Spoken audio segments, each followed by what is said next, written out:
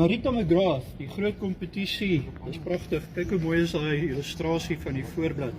Marita, welkom, teken daar asseblief en skryf 'n boodskapie, maar voordat jy dit doen, vertel ons gou-gou van jou boek.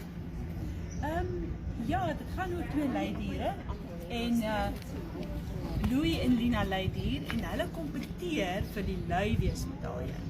En uiteindelik is daar kinkel en kabel en die storie draai nie uit soos mense sou dink. Daar is nie regtig 'n wenner nie. Of miskien is daar 'n wenner, weet jy. Lees die boek om uit te vind.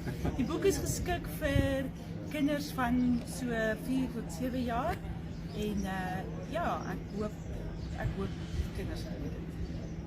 En waar kom die inspirasie vir die boek vandaan? Hoe het jy die gedagte gekry? Dit het begin by 'n gedagte wat een van my kinders gehad het, 'n paar jaar terug oor 'n lepel wat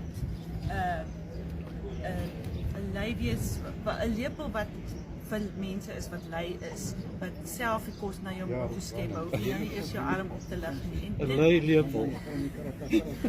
En ek wou graag 'n kinderboek skryf want ek het gedink dis baie soos 'n gedig want ek is 'n digter ook.